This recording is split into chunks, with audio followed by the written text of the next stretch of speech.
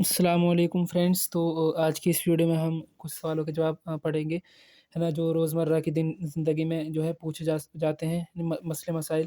تو مردے کا جسم قبر میں کب تک سلامت رہتا ہے؟ یہ سوال پوچھا جاتا ہے کہ کب تک رہتا ہے، تو آپ کو بتانا ہے جب مردہ کو دفن کیا جاتا ہے تو اس کا جسم کتنے وقت تک قبر میں سلامت رہتا ہے، نیز یعنی اس کی ہڈیاں بھی قبر میں کیوں ہوتی ہیں، ٹھیک ہے، اس کی ہڈیاں قبر میں کیوں ہوتی ہیں، مطلب کیوں ہوتی ہیں اس کی قبر میں ہڈیاں، تو آپ کو اس کا جواب کیسے دینا پڑے گا۔ اس کا جواب کیا ہے؟ قبر کی مٹی ہر مسلمان کا جسم نہیں کھاتی، ہر مسلمان کا نہیں کھاتی، ٹھیک ہے، کچھ ہی مسلمان کھاتی ہیں جو گنہگار ہوتے ہیں۔ انبیاء کرام کے اجسام یعنی جسموں کی جمع کہتا ہے اجسام کو قبر کی مٹی نہیں کھاتی، تو ان کی جو اجسام ہیں انبیاء کرام کے، ان کو مٹی نہیں کھاتی۔ چنانچہ ابو داؤد شریف کتاب الصلاح میں حدیث نمبر 1034 ہے، حضور صلی اللہ علیہ وسلم نے فرمایا اللہ تعالیٰ نے زمین پر حرام کر دیا کہ وہ انبیاء کے اجسام کو کھائیں، یعنی جسموں کو کھائیں، یہ مٹی کو حرام کر دیا ہے زمین پر۔ شرح زرقانی علی المقطع میں ہے کہ امام زرقانی علیہ رحمہ فرماتے ہیں کہ ہر جسم کیا ہے بوسیدہ نہیں ہوتا، ٹھیک ہے، کیا بوسیدہ نہیں ہوتا۔ اولیاء اللہ، باعمل علماء، شہداء اور طالب ثواب، مؤذن، باعمل حافظ قرآن اور سرحد کا پاسبان، تعاون میں صبر کے ساتھ اور اجر چاہتے ہوئے مرنے والا، کثرت سے اللہ تعالیٰ کا ذکر کرنے والا، ان کے بدن قبر میں گلتے سڑتے اور بگڑتے نہیں، تو ان کے بدن حافظ قرآن کے، مؤذن کے، باعمل حافظ قرآن ہونا چاہیے، اور طالب ثواب، ہے نا، جو ثواب کا طلب ہو، ہے نا، نیکوکار ہو، پرہیزگار ہو، تو ان کے جو جسم ہے وہ قبر میں جو ہے نہیں سڑتے اور نہ ہی بگڑتے۔ اب کتاب الفردوس کیا ہے، اس میں ہے کہ جو حدیث ہے وہ کتنی ہے، 1112 کیا ہے، حضرت جابر بن عبداللہ رضی اللہ عنہ سے مروی ہے کہ وہ فرماتے ہیں کہ حضور صلی اللہ علیہ وسلم کا ارشاد ہے جب حافظ قرآن مرتا ہے تو رب تعالیٰ زمین کو حکم فرماتا ہے کہ اس کا گوشت نہ کھانا۔ زمین کیا ہے، عرض کرتی ہے اے رب میں اس کا گوشت کیسے کھاؤں گی جبکہ تیرا کلام اس کے سینے میں ہے، ٹھیک ہے، زمین کیا کہتی ہے کہ اللہ تعالیٰ سے کہ میں اس کا گوشت کیسے کھاؤں کہ اس کے سینے میں تیرا کلام ہے، ٹھیک ہے۔ اور فاسق و فاجر اور کفار کے اجسام قبر کی مٹی کھاتی ہے، 3 دن میں پیٹ پھٹ جاتا ہے، اس کے بعد آنکھ ابل کر باہر آ جاتی ہیں۔ انسان کے جسم میں کچھ جراثیم ہوتے ہیں جو انسان کے جسم کے اندرونی حصے کھاتے ہیں، لیکن جب انسان زندہ ہوتا ہے تو اس میں ایک ایسی قوت ہوتی ہے جو ان جراثیم سے لڑتی ہے اور جسم کے اندرونی حصے کو اس کے اثر سے محفوظ رکھتی ہے۔ ہمارے جسم میں ہوتے ہیں لیکن مرنے کے بعد وہ کیا ہو جاتے ہیں، ان پر قابو پا لیتے ہیں، اس لیے وہ کھا جاتے ہیں، لیکن جب ہم زندہ رہتے ہیں تب وہ اجسام سے لڑتے رہتے ہیں۔ ہمارے جسم میں ایک ایسے جراثیم سے قوت ہوتی ہے، اس کی قوت کو قوت مدافعت کہتے ہیں۔ پھر جب وہ جو قوت ہوتی ہے لڑنے کی اس کو ہم قوت مدافعت کہتے ہیں، ٹھیک ہے۔ پھر جب انسان مر جاتا ہے تو یہ قوت ختم ہو جاتی ہے اور وہ کیڑے جسم کو کھانا شروع کر دیتے ہیں۔ پھر جب انسانی جسم پھول کر پھٹ جاتا ہے اور وہ کیڑے اس گندگی کو بھی کھا لیتے ہیں اور بالآخر کیا ہے، ہڈیاں رہ جاتی ہیں، تو آخر میں کیا ہے، ہڈیاں رہ جاتی ہیں۔ پھر وہ کیڑے ایک دوسرے کو کھاتے ہیں، پھر 2 کیڑے رہ جاتے ہیں، ان میں سے بھی ایک دوسرے کو کھا کر آخر میں ایک رہ جاتا ہے، تو اس میں سے بھی ایک دوسرے کیڑے کو کھا کر کون رہ جاتا ہے، ایک کیڑا رہ جاتا ہے، باقی کیڑے آپس میں ایک دوسرے کو کھا لیتے ہیں، ٹھیک ہے۔ اور جو کیڑا جو بچتا ہے وہ آخر میں کیا ہے، بھوکا مر جاتا ہے۔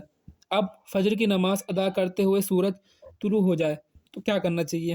اگر فجر کی نماز کے دوران سورج طلوع ہو جائے تو کیا شرعی حکم ہوگا کہ نماز کو جاری رکھیں یا توڑ دیں؟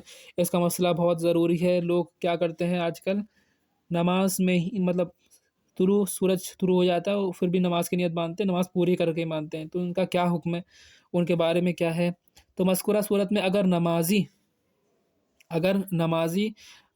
مسئلہ جانتا ہے کہ سورج طلوع ہو جائے تو اس وقت نماز پڑھنا جائز نہیں، تو نمازی پر لازم ہے کہ وہ نماز توڑ دے اور پھر وہ اس نماز کو سورج نکلنے کے 20 منٹ بعد پڑھ لے۔ اور اگر مسئلہ نہیں جانتا اور نماز جاری رکھی تو پھر سورج نکلنے کے 20 منٹ بعد دوبارہ پڑھنی ہوگی۔ اگر وہ مسئلہ نہیں جانتا کہ کیا مسئلہ ہے نماز तोड़ने का, तो वो फिर से 20 मिनट बाद पढ़ेगा। अगर जानता है तो नमाज़ तोड़ दे अगर सूरज निकल रहा है तो। इसके बाद क्या फ़र्ज़ नमाज़ बैठकर पढ़ सकते हैं, है ना? क्या है? देखिए नफ़िल नमाज़ बैठकर पढ़ने से क्या है, उसका आधा सवाब मिलेगा, ठीक है? और अगर फ़र्ज़ नमाज़ बैठकर पढ़ी बिला उज़्र, तो नमाज़ इसमें देखिए क्या फ़र्ज़ नमाज़ बैठकर पढ़ सकते हैं? अगर उज़्र शरई हो तो फ़र्ज़ नमाज़ बैठकर पढ़ सकते हैं, चाहे वो उज़्र ज़ाहिर हो या क्या है, हुक्मी। जैसे कि किसी शख्स का पाँव टूटा हुआ है, तो ये उज़्र ज़ाहिर है। नहीं तो अगर इसके पाँव में ज़ख्म है कि खड़ा होगा तो उसमें ज़्यादती हो जाएगी, तो ये उज़्र हुक्मी है। दोनों सूरतों में नमाज से क़याम साक़ित हो जाता है, ठीक है? एक बार क़याम कर लें, फिर आप बैठ कर पढ़ लें नमाज, है ना? अगर ज़्यादा ही है तो आप बैठ कर पढ़ लें, कुर्सी वगैरह पर पढ़ लें, कोई मसला नहीं है। अलबत्ता अगर कोई शख्स क़याम कर सकता है लेकिन सजदे पर कुदरत ना रखता हो, तो उससे भी क़याम साक़ित हो जाएगा, लिहाज़ा वो बैठ कर नमाज़ पढ़े। अगर कोई शख्स नमाज़ खड़े होकर पढ़ सकता है और सजदे में जाने से क्या है, उसका उज़्र बढ़ रहा है, तो क़याम से भी साक़ित हो जाएगा, ठीक है? करने की वो नहीं है, बैठ कर नमाज़ पढ़ लें। फ़तावा शामी किताबुस्सलात जिल्द अव्वल सफ़ा नंबर 445 पर इमाम शामी अलैहि रहमत लिखते हैं, क्या लिखते हैं कि अगर कोई शख्स क़याम से हकीकतन या हुक्मन आजिज़ हो जाए, तो मसला अगर क़याम से अलिफ लाम मीम शदीद सख्त दर्द है, ठीक है? शदीद दर्द या मर्ज़ की अगर उसकी सख्त दर्द हो जाए, तब उस अब ज़्यादती का खौफ हो तो क़याम साक़ित हो जाएगी, यानी वो बैठकर नमाज़ पढ़ सकता है। क़याम साक़ित का मतलब होता है कि वो बैठकर नमाज़ पढ़ सकता है, साक़ित का मतलब यही होगा। क्या जुमा के दिन कपड़े धो सकते हैं? जुमा के दिन कपड़े धो सकते हैं? इसका जवाब हम बताएँगे। जुमा के दिन कपड़े धोने में शरअन कोई हर्ज नहीं, कोई हर्ज नहीं। जैसे आप रोज़ाना धोते हैं, धो सकते हैं।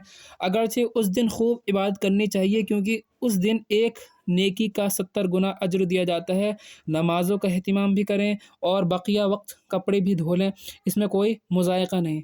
लेकिन नमाज़ों का भी एहतिमाम करें और जो वक्त बचे उसमें जो है कपड़े भी धो सकते हैं, कोई हर्ज नहीं है। लेकिन हमें जुमा में क्या है, ज़्यादा से ज़्यादा इबादत करनी चाहिए, है ना? जुमा के दिन। बाकी के वक्त में हम क्या कर सकते हैं, कपड़े धो सकते हैं। इसके बाद क्या मंगल के दिन नया कपड़ा काट सकते हैं? ये भी पूछा जा सकता है, लोग पूछते हैं। क्या मंगल के दिन नया कपड़ा काट सकते हैं? नहीं। जवाब रहमत फरमाएँ। इमाम अहले सुन्नत मौलाना इमाम अहमद रज़ा ख़ां मुहद्दिस बरेलवी अलैहि रहमा मलफ़ूज़ात शरीफ के हिस्सा दोम के सफ़े नंबर 200 क्या है 68 पर फरमाते हैं कि मौला अली करमल्लाहु वजहुल करीम का इरशाद है कि जो कपड़ा मंगल के दिन क़ता हो, वो जलेगा या डूबेगा या चोरी हो जाएगा। तो क़ता का मतलब अगर जुमा के दिन कोई कपड़ा क़ता होता है, ठीक है? क़ता का मतलब होता है क़त्आ मतलब कटता है, तो वो जलेगा या डूबेगा या चोरी हो जाएगा, तो इसलिए मना फरमाया। अब रोज़ा क्या है, उसका क्या फ़ायदा है, इसके बारे में लोग पूछते हैं, रोज़ा क्या होता है, उसका फ़ायदा क्या होता है? ये बहुत अच्छे सवाल जवाब हैं जो आपको सीखने चाहिए, ठीक है? ये हमने जो यहाँ पे बता रहे हैं आपको, इसका आप स्क्रीनशॉट भी ले लें और इसको सीखें वीडियो को दोबारा से रिपीट करके। रोज़े की हकीकत व अहमियत, नीस रोज़े रखने के फ़वाइद और ना रखने के नुकसानात क्या हैं? सबसे पहले रोज़े की तारीफ़ समाअत फरमाएँ। तो सुबह सादिक़ से ग़ुरूब आफ्ताब तक अल्लाह ताला की रज़ा के हुसूल के लिए, अल्लाह ताला की रज़ा के लिए हुसूल के लिए खाने पीने और जिमा यानी सुहबत, है ना? सुहबत से रुकने को रोज़ा कहते हैं। अगर कोई पूछे रोज़ा क्या है, तो आप बताएँगे अल्लाह ताला की रज़ा के लिए सुबह सादिक़ से लेकर, है ना? सुबह सादिक़ से ग़ुरूब आफ्ताब तक, सूरज डूबने तक खाने से, पीने से, जिमा से, इन सब से रुके रहने को ही हम क्या कहेंगे, रोज़ा कहेंगे। अगर ये वीडियो अच्छी लगी तो इसे लाइक करें, शेयर करें अपने फ्रेंड्स में। अस्सलामु अलैकुम।